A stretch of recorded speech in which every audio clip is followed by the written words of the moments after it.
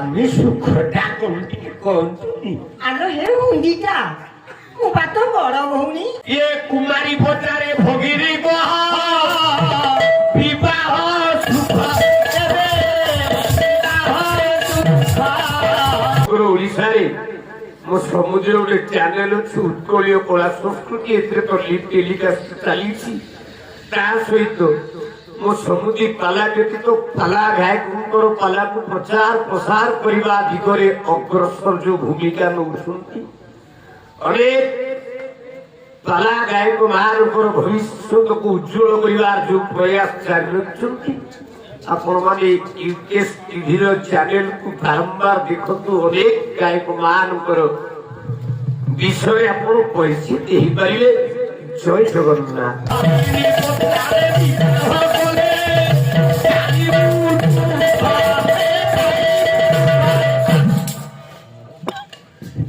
ଭଉଣୀ ଗଲାଲୋ ହୁଣ୍ଡି କଣ ନାନୀ ଏଇଟାକୁ କହି ହବନି ଆଉ ନାଇଁ ଆଉ ତୁ ବାହା ହେଲା ପରେ ଚୌଥି ସୁଖଟା କଣ ନିଜେ ଜାଣିବୁ ହଁ ଏଇଟା ଅନୁଭବ କରାଯାଏ ହଁ ଯଥା ପ୍ରଭୁଙ୍କୁ ଆମେ କେବଳ ଅନୁଭବ ସୂତ୍ରରେ ପ୍ରାପ୍ତ ହେଇଥାଉ କିଛି ଦିନ ଗଲା ସାନ ଭଉଣୀ ବାହା ହେଇଛି ହଁ ବଡ ଭଉଣୀ ଆଇଛି ବୋପା ଘରୁ ସିଏ ଘରକୁ ଯାଇନି ମାସେ 15 ଦିନ ବାପା ଘରେ ରହିଲେ ଯିବ ତ ହଁ ସାନ ଭଉଣୀ ଲେଉଟ ଅଷ୍ଟମଙ୍ଗଳାକୁ ଆଇଛି ବଡ ଭଉଣୀ କହିଲା ଆଲୋ ନାଣ୍ଡି ଆଲୋ ନାନ୍ଦି ମୁଁ ତ ତତେ ଡାକୁଛି ନାଣ୍ଡି ତୁ କଣ ମତେ ଟିକେ ଚିନ୍ତା ହେଇଗଲାଣି ବୋଲି ଭାବୁଛୁ ଆଉ ତମର ତ ଛୁଟି ନାହିଁ ତମକୁ ମୁଁ ନାନ୍ଦି ଡାକିବିନି ଆଉ କଣ ମୋର ଭାଇ ବଢିଆ ଅଛି ଆଜ୍ଞା ମୁଁ ଯଦି ନାଣ୍ଡି ହେବି ତୁ କଥା ଯୋଗେଇ ପାରିବୁ ହେଲା ମତେ ଯେତିକି ଜଣା ଥିବ ନା ଆଉ ତୋତେ ତ ଜମା ଜଣା ନାହିଁ ମତେ ନାଣ୍ଡି କରୁଛୁ କଣ 25 ଟଙ୍କା ନବା ଲୋକ ଯେତିକି କହୁଛନ୍ତି ଆମେ 14 ଟଙ୍କାରେ କଣ ଢେର କହୁନୁ ଆରେ ଗୋଟାଏ ଲୋକର ମନକୁ ମନ ମଣିଷରେ କେଶ ଲମ୍ବିଯିବ ଲମ୍ବି ଯାଉ କିନ୍ତୁ ଗୋଟାଏ ମଣିଷ ବୁଦ୍ଧ ଶକ୍ତିର ବୋଧ ଶକ୍ତିର ଅଧିକାରୀ ହେଲେ ନଣ୍ଡା ହବ ମତେ ସିଆଡେ ଯାଆନ୍ତି ସାଡକୁ ଯିବା ନାହିଁ ବାୟା ଆଜ୍ଞା ବଡ ଭଉଣୀ ପଚାରିଲା କହିଲା ଏ ନାଣ୍ଡି ଓଲ ତୁ ଶାଶୁଘରୁ ଆଇଛୁ ହଁ ଆଜି ପରା ଅଷ୍ଟମଙ୍ଗଳି ସାରିକି ଆଇଛି ବାହାଘର ଚତୁର୍ଥୀ ରାତିର ସୁଖଟା କଣ ଜାଣିଛୁ କେବେ ସାନ ଭଉଣୀଟା ମତେ ପଚାରୁଛୁ ମତେ ଟିକେ କହୁନୁ ବାହାଘର ସୁଖଟା କଣ କଲା ପେନି ନାରୀଙ୍କର ପ୍ରଥମ ହେଲା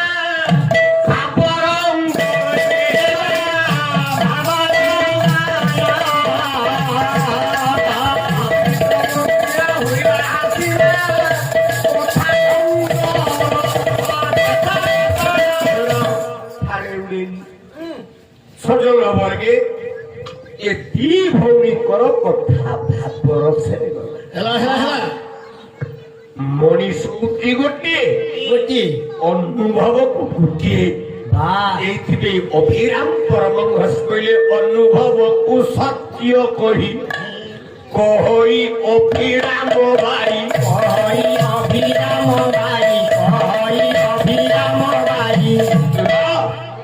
ଅନୁଭବ ସୂତ୍ରରେ ଆମେ ସବୁ ଜାଣିପାରେ ହଁ ମୁଁ ମେଡିକାଲରେ ପଢିଲି ମୋ ବାପା ବାହ ଦେବ ବାପା ଭାରି ପାଲା ପ୍ରେମୀ ନିଜ ହାତରେ ମଧ୍ୟ ମଞ୍ଚଟିଏ ତିଆରି କରୁଛନ୍ତି ଭାରି ସୁରୁଖୁରୁରେ ଚାଲେ 50-100 କିଲୋମିଟର ଦୂରକୁ ଏ ମହାପୁରୁଷ ଯାଆନ୍ତି ପାଲା ଦେଖିବାକୁ ଯାଉ ମୁଁ ଗୋଟିଏ ଛୋଟିଆ ଗାୟକ ତାଙ୍କ ମଞ୍ଚକୁ 2-3 ଥର ଯାଇଛି ହଁ ପରା ଛୋଟିଆଟେ ବୋଲି 2-3 ଥର ଯାଇଛି ନା ବଡ ହେଇଥିଲେ କଣ ଯାଇଥାନ୍ତି ଶୁଣ ତାହେଲେ କହିବାର ଉଦ୍ଦେଶ୍ୟ ଅନୁଭବ ସୂତ୍ରରେ ଆମେ 4 ପ୍ରକାରର ଭକ୍ତ ଭଗବାନ କୃଷ୍ଣ ବୁଝଉଛନ୍ତି ଅର୍ଜୁନକୁ ନାମକୁ ପାଇବା ପାଇଁ ଆତ୍ମସ୍ୱରୂପ ପରମାତ୍ମାକୁ ପାଇବା ପାଇଁ ଚାରି ପ୍ରକାର ଭକ୍ତ ଚାରି ପ୍ରକାର ଭକ୍ତ ଗୋଟିଏ ହେଲା ଆରତି ଭକ୍ତ, ଆଉ ଗୋଟିଏ ଗୋଟିଏ ହେଲା ଅର୍ଥାର୍ଥୀ ଭକ୍ତ, ଆଉ ଗୋଟିଏ ଗୋଟିଏ ହେଲା ଜିଜ୍ଞାସୁ ଭକ୍ତ, ଆଉ ଗୋଟିଏ ଆଉ ଗୋଟିଏ ହେଲା ଜ୍ଞାନୀ ଭକ୍ତ।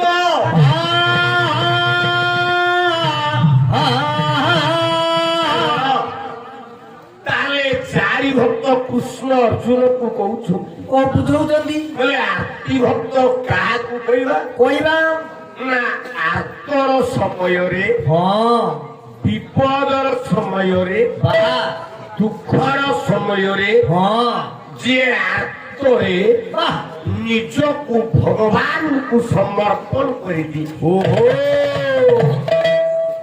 ସୁଖରେ ଡାକିବନି, ହେ ନା ଦୁଃଖ ହେଲେ ଡାକିବ। ଡାକିବ। ଆମ ଗାଁ ପାଖରେ ଗୋଟେ ସହର ସାଇଟି ଅଛି, ଆଜ୍ଞା ଆଜ୍ଞା ହଁ ତମ ଗାଁ କଥା କୁହ। ଶବର ସାଇଟି।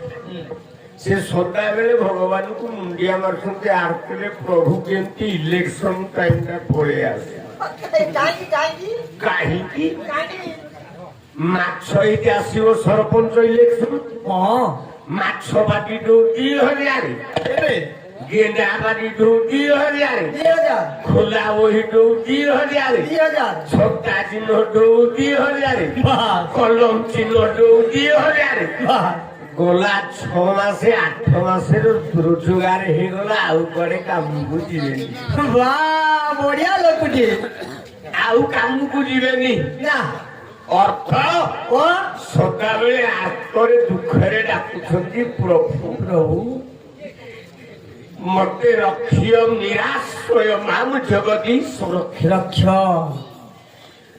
ସେଇଦିନ ହିମାଳୟ ପର୍ବତର ପାଦ ଦେଶରୁ ଶିକାଗ୍ରରୁ ଗଳି ଆସୁଛି ଗୋଟାଏ ହିରେଳି ଗର୍ଭାଳ ଗମନା ହରିଣୀଟି, ହଁ ଗର୍ଭରେ ଶିଶୁ ସାପ, ଓହୋ ପ୍ରବଳ ତୃଷ୍ଣା, ହଁ ଶୋଷ ପ୍ରବଳ, ପ୍ରବଳ ଶୋଷ। ଗଙ୍ଗା ନଦୀର କୂଳକୁ ଯାଉଛି ପାଣି ଟିକେ ଗ୍ରହଣ କରିବ ଉତ୍ତର ଚରିତାର୍ଥ କରିବା ପାଇଁ। ହଁ ଏ ହରିଣୀଟା ଆସିବା ବେଳେ ହଁ ଦୃଷ୍ଟି ପଡି ଯାଇଛି ଗୋଟେ ବ୍ୟାଘ୍ର ବୋଲେ ଶିକାରୀର, ହଁ ଅନେଇ ଦେଲା ଶିକାରୀ, ଓହୋ ଚେଷ୍ଟା କଲା ହରିଣୀକୁ କେମିତି ଶିକାର କରିବ, କେମିତି ମାରିବି? ତାର ମାୟାକୁ ବିଛେଇଲା ବ୍ୟାଘ୍ର। ଆଚ୍ଛା କେମିତି କଣ? ହରିଣୀ ଦେଖୁଛି, ହଁ ବହି ହେଲା ମୃଗୁଣୀ ସ୍ତୁତି ଗୋଟାଏ ଶ୍ଲୋକ, ବା କଲା ଉପରେ ବ୍ୟାଘ କରା ଧୃତରାଷ୍ଟ୍ର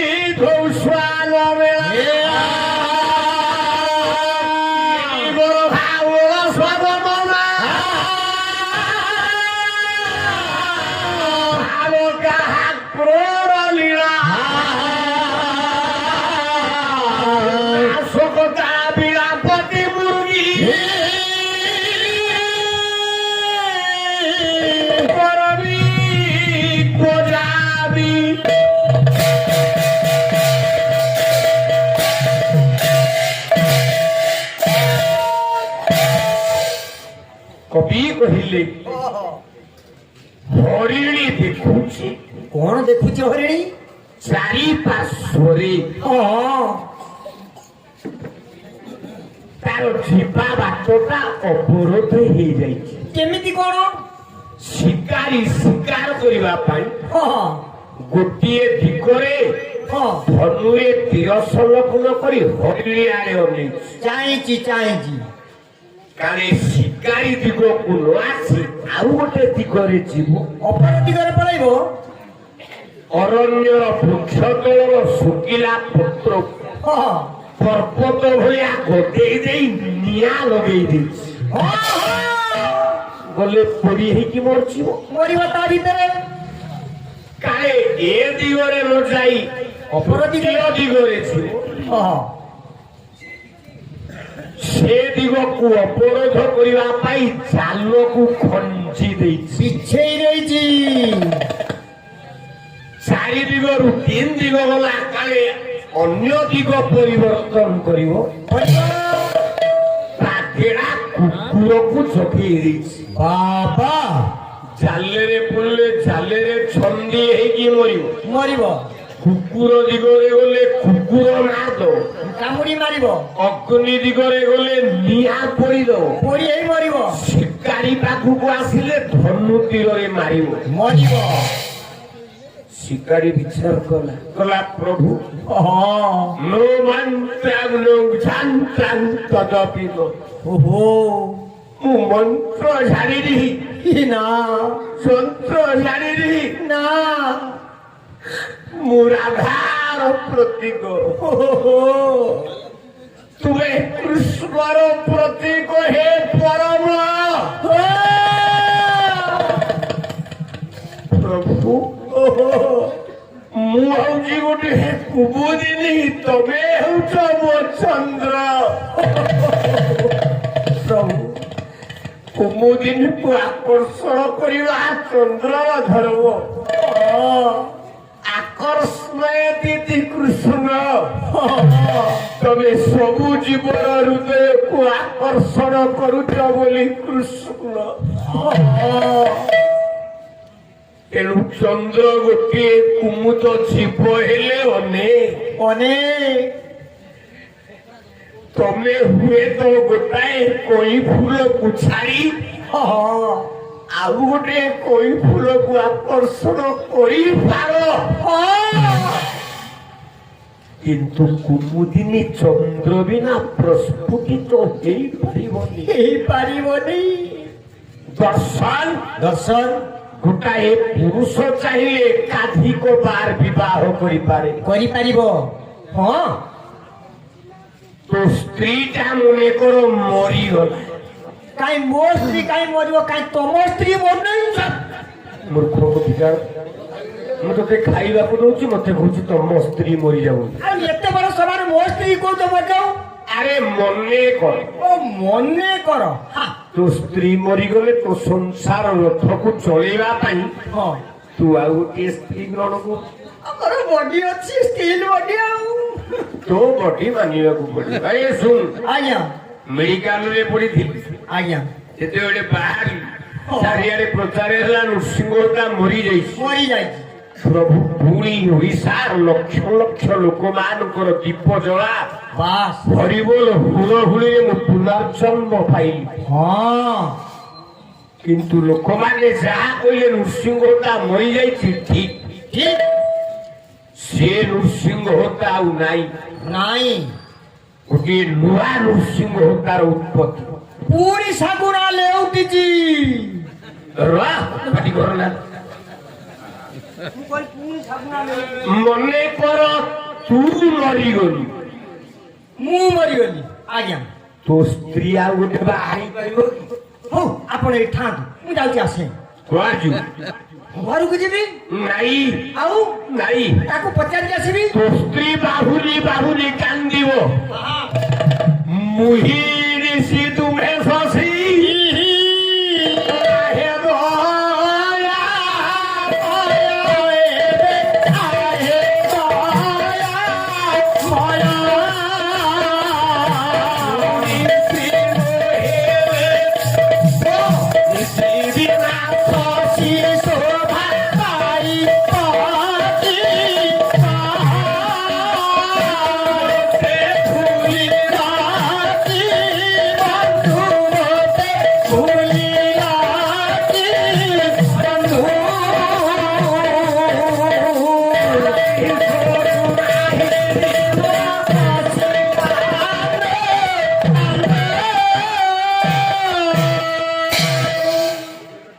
হরিণী কান্দিলা আর্তরে কলা মু বঞ্চি পারিবিনি এ রাত্র এ কুমুদিনী চন্দ্র বিনা বঞ্চি পারিব না।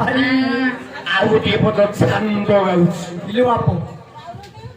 ଗୌରୀ ବୈଷ୍ଣବ କବି କବି ଅଭିମନ୍ୟୁ ସାମନ୍ତ ସିଂହାର ବାବା ବହିର ନାଁ ହେଲା ପ୍ରେମ ଚିନ୍ତାମଣି। ଆଜ୍ଞା ପ୍ରେମ ଚିନ୍ତାମଣିରେ କବି ପ୍ରମାଣ କଲେ ଆଜ୍ଞା କୋଉ ପଟେ ରାଗଟା ହେଲା କନ୍ନଡ଼ା। କନ୍ନଡ଼ା କନ୍ନଡ଼ା ରାଗ ଦେଖିବା ଚେଷ୍ଟା କରିବା। ମୋ ସମୁଦ୍ର ଟିକେ ଗାଇବାରେ ମାଷ୍ଟର। ଦି ଜଣଙ୍କ ଭଲ ଖୁମ୍ପା ଖୁମ୍ପି ହୁଅ। ମୋ ଗାଇବାଟା ମୋ ସମୁଦ୍ର ଏତେ ଖରାପ ନା ମୋ ଯାହେଲେ ମୋ ସମୁଦ୍ର ଝିଅ ପିଲା ଦନ୍ତି ନୃସିଂହ ତାର ଗ୍ରେଭ୍ ଦନ୍ତି କ୍ୟାସେଟରେ ଶୁଣୁନ ମୋ ସମୁଦ୍ର ତନ୍ତା ଗୋଟେ ଝିଅ ପିଲା ଦନ୍ତି ଭଳିଆ ଶୁଣୁଥ। ଆଉ ସମୁଦ୍ର ଡାକି କହିବନି ଝିଅ ପିଲା ଆଉ କଣ ନୃସିଂହ ତା ତଣ୍ଟି ଅଣ୍ଟା ତଣ୍ଟି ନା ଆଉ ଆମର ଅଣ୍ଡିରି ପୁଅ ଦେଖେ ଉଦ୍ଧବ ବା ଅଭିମନ୍ୟୁ ପଦେ ଲେଖେ କଳା ଚନ୍ଦ୍ରକୁ ଅନେକ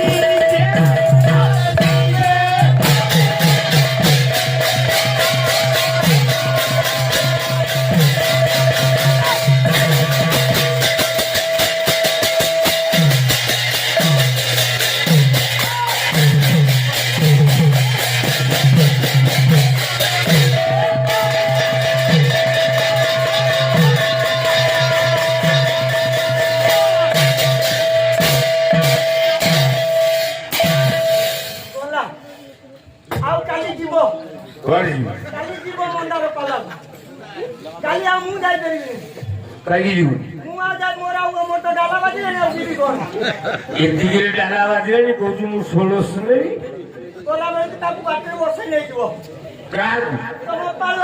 ତଥାପି ବି ଲାଭ ଝିଅ ପିଲାକୁ ଦେଖିଲେ ଆହୁରି ଟୋକା ଟୋକାଳିଆ ମାଡ ହେବେ ତମର ଆହୁରି ପାଳୁ ଆଣ୍ଠେଇ ଆଖି କେମିତି କରୁଛୁ ବସ ଆତ୍ମରେ ଡାକି ନିଜର ଆତ୍ମସମର୍ପଣ କରିଦେଲା ମୁର୍ମୁଣି ପ୍ରଭୁ ମୁଁ ଆଉ ନୁହଁ ତୁ ରଖିଲେ ନ ରଖିଲେ ନାଇଁ ବିପଦ ଭଞ୍ଜନ ବାନା ଉଡଉଛି ମୋ ପ୍ରଭୁ ହରିଣୀର ଆତ୍ମକୁ ରଖିଲେ ଆଧିଷ୍ଠେରାମର ହୃଦେ କର୍ଚିତ ମେଘମାଳା ଆଦେଶ ଦେଲେ ପ୍ରଭୁ ମେଘ ଚାରି ମେଘ ଗର୍ଜିଲା ଆବର୍ତ୍ତକ ସମ୍ବାର୍ତ୍ତକ ଦ୍ରୋଣ ଆଉ ପୁଷ୍କର ଚାରି ମେଘ ଯେତିକି ଜୋରେ ବର୍ଷା ଧାରା ପଡିଲା ଯୋଉ ଦିଗରେ ନିଆଁ ଜଳୁଥିଲା ବା ବର୍ଷା ଜଳ ପଡିଲେ ଆଉ ନିଆଁ ରହିବ ନାଇଁ ଲିଭିଯିବ ନିଆଁ ଲିଭି ହୋଇଗଲା। ହଁ ହରିଣୀ ପାଇଁ ଗୋଟିଏ ବାଟ ଖୋଲିଲା। ବାସ୍ 2 ନମ୍ବର ବାଟ ସେ ହେଲା ଜାଲ ବର୍ଷା ସାଙ୍ଗରେ ଯୋଉ ପବନ ବହିଲା ଅଣଚା ସେ ପବନରେ ଜାଲ ଗୁଡାକ ଛିଣ୍ଡେଇ ଦେଲା କୁଆଡେ ଉଠିଲା। 2 ନମ୍ବର ବାଟ ଖୋଲିଲା।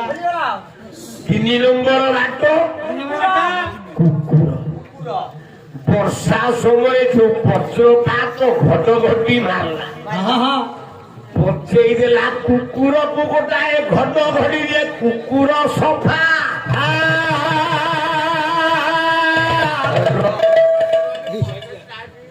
3ଟା ଦିଗ ଖୋଲା ହେଲା।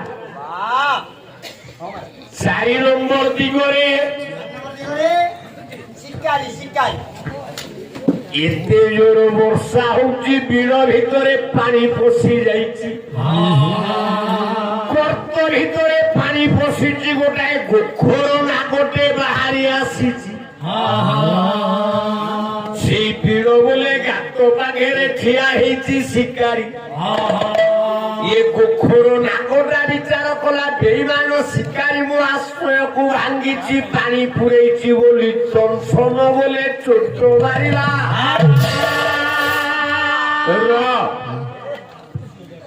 ଶିକାରୀ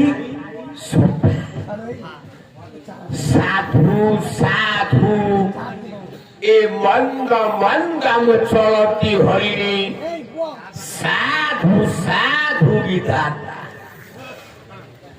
ଭଗବାନଙ୍କୁ ଧନ୍ୟବାଦ ମିଳିଲା।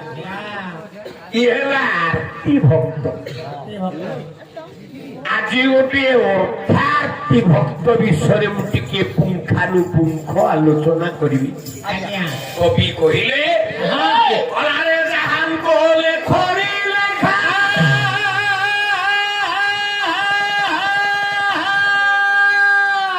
କୈବଲ୍ୟ କୁଙ୍କୁମ ରେଖା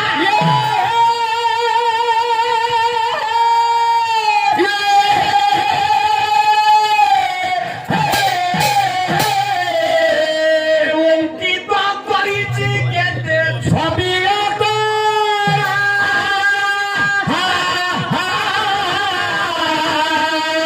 ভারতে ভারতী মণি সাপ ফেরিলা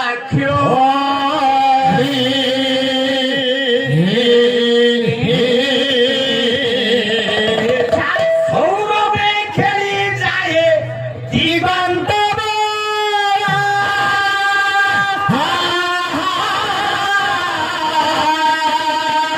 সিংহি বুঝ মৌলি ঠাকুর মৌলি ঠাকুর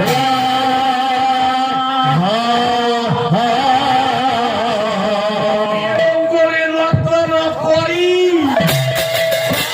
মুখরে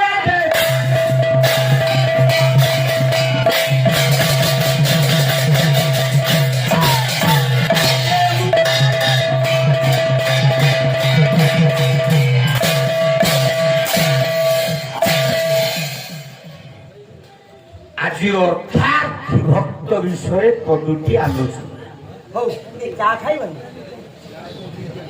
ଦେହ ଖରାପ ଅଛି ବୋଲି କହୁଛୁ କଣ? ମୁଁ ଏତେ ଦୁର୍ବଳ ନାଇଁ ଟିକେ ଟିକେ ଟିକେ ଚାହା ଖାଇଦିଅ।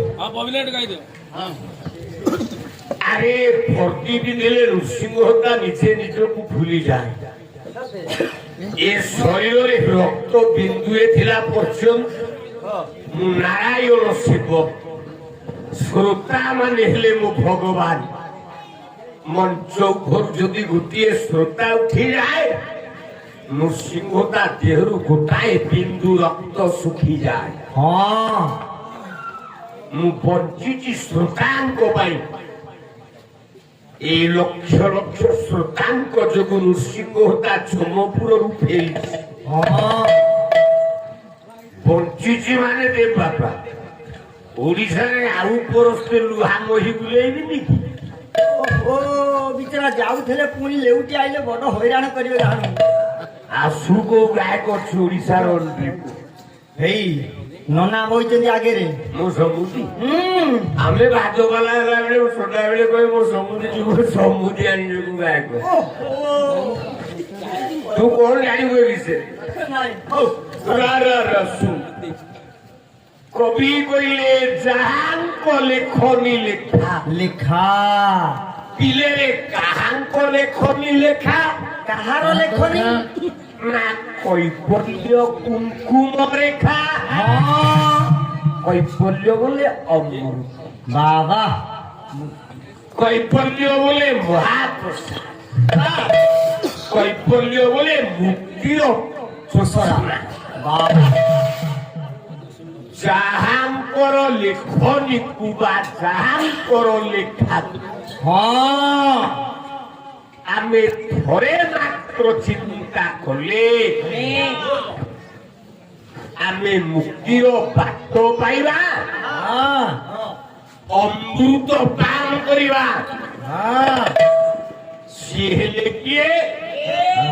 ଭାରତେ ଭାରତୀ ମଣି ମଞ୍ଜୁଷା ଫେରିଲା କ୍ଷଣି ପବିତ୍ରମୟ ଆର୍ଯ୍ୟାବର୍ତ ଭାରତ ମାତାର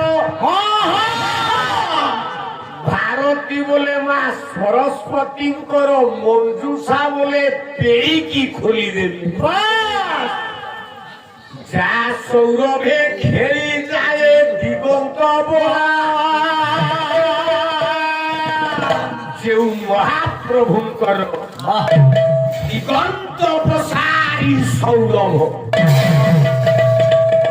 চতুর্দিগ মহকি যায় সোনারে ভরি যায়। সে কিয়ে আজ্ঞା এই মাটি অঞ্চলর পুଅ ଧନ୍ୟ ଏ ମାଟି ମା। 2-4 କିଲୋମିଟର ଦୂର ଜମା ଗାଁର ନାଁ ହେଲା ସମୁଦି କେନ୍ଦୁ ବିଲୁଅ। ଓହୋ ଜୟଦେବ ଗୋସ୍ୱାମୀ। ଆଦି କବି ଜୟଦେବ ସେ ଉତ୍ତର ଦେଲେ ସେ ପ୍ରଭୁ ଜଣକ କେ ନା ଯେ ସମସ୍ତଙ୍କ ଶରୀରରୁ ବିଷ ହରଣ କରିଦିଅନ୍ତି। ପାପୀ ମୁକ୍ତି ପାଆନ୍ତି ସେଇଥିରେ ପୁଣ୍ୟାତ୍ମା ମୁକ୍ତି ପାଆନ୍ତି ସେଇଥିରେ ଗରିବ ମୁକ୍ତି ପାଏ ସେଇଥିରେ ଧନୀ ମୁକ୍ତି ପାଇବ ସେଇଥିରେ ଚୋର ମୁକ୍ତି ପାଇବ ସେଇଥିରେ ପୋଲିସ ମୁକ୍ତି ପାଇବ ସେଇଥିରେ। ସେ ପ୍ରଭୁ କିଏ ନା ହରି କାଳି ବିଷ ଧର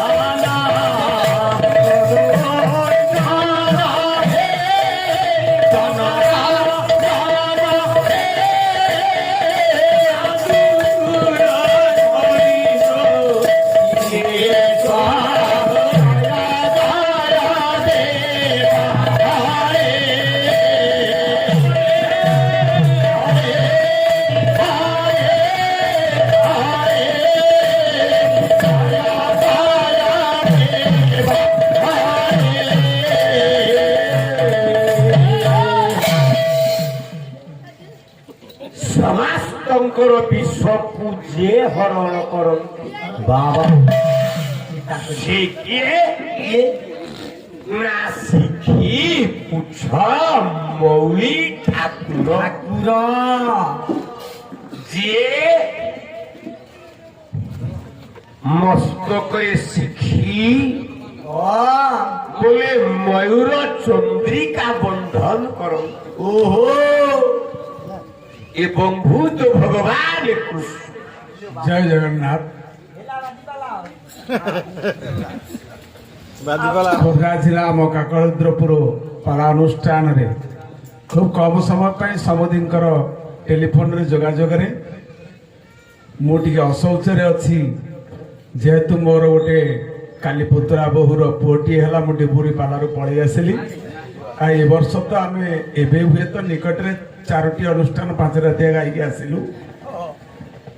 କେନ୍ଦୁବିଲ ଜୟଦେବ ଗୋସ୍ୱାମୀଙ୍କର ଗୀତି ଗୋବିନ୍ଦ ଅମଲ ଓଡ଼ିଶା ପାଲା ଜଗତର ବୈପ୍ଳବିକ ଭାବରେ କ୍ରାନ୍ତିକାରୀରେ ମୋ ଭିଗମତାରେ ମୋ ସମୁଦି ଆଗରୁ ବହୁତ ଦିନ ଆଗରୁ ପାଲା ଗାଇଥିଲେ ହେଁ ଗାୟକ ସମ୍ରାଟ ଲକ୍ଷ୍ମୀଧର ରାଉତ ଅମର ଦାସ ବଳଭଦ୍ରପଣା ସମସ୍ତ ସାଙ୍ଗରେ ଗାଇଥିଲେ ହେଁ ସୁଧା ପାଲାର ଏକ ବୈପ୍ଳବିକ କ୍ରାନ୍ତିକାରୀ ଯୁଗ ଆରମ୍ଭ ହୋଇଛି ପାଲାର ଆଦରରେ ଗାୟକ ସମ୍ରାଟ ମୋର ସମୁଦି ମୁଁ ଗର୍ବିତ ଆପଣମାନେ ଗର୍ବିତ ଯାହା ହଉ ମୁଁ ଆପଣମାନଙ୍କ ପାଖରେ ପହଞ୍ଚି ପାରିଲି ଆଉ ରହିପାରିବିନି କାଲି ଆମର ସମ୍ମିଳନୀ খুব কম সময় ভিতরে ମୁଁ ଆସି ପହଞ୍ଚିଲି ସମୁଦିଙ୍କ ପାଖରେ ଟିକେ ଦେଖା କରି ଯିବା ପାଇଁ ଆଉ ମୁଁ ତ ପ୍ରାଇଜ ଉପହାର ଦେଇପାରିବିନି ତାଙ୍କର ଯୋଉ ପ୍ରତିଭାକୁ ନେଇ ଓଡ଼ିଶା ଆଜି ପାଲା ଜଗତରେ ତାଙ୍କ ପାଇଁ ମଧ୍ୟ ପାଲାର ଆଦୃତ ବହୁତ ହେଇଛି। ଓଡ଼ିଶା ପାଲା ଜଗତ ଭିତରେ ବହୁ ଜାଗାରେ ପାଲା ଅନୁଷ୍ଠାନ ମଧ୍ୟ ଗଢି ଉଠିଛି।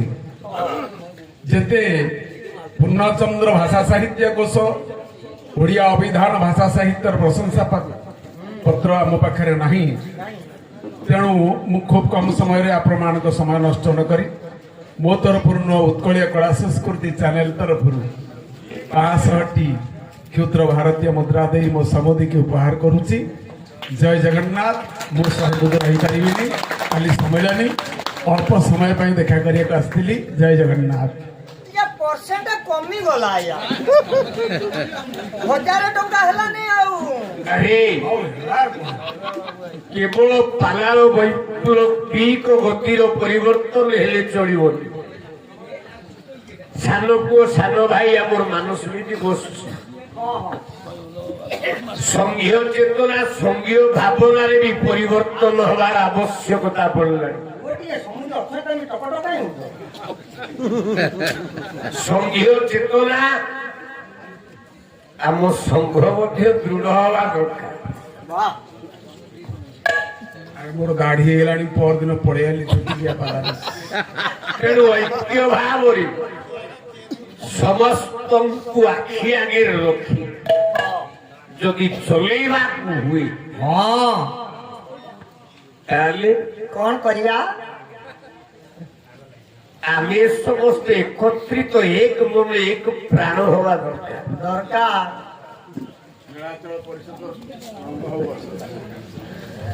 ତେଣୁ ସମସ୍ତେ ନିଜେ ନିଜକୁ ଚିହ୍ନିଲେ ଯାଇ ବାୟା ହବ। ହଁ କଥାଟା ଏଇଠି ଥିଲା ତାହେଲେ ସଜନ ବର୍ଗେ ହଁ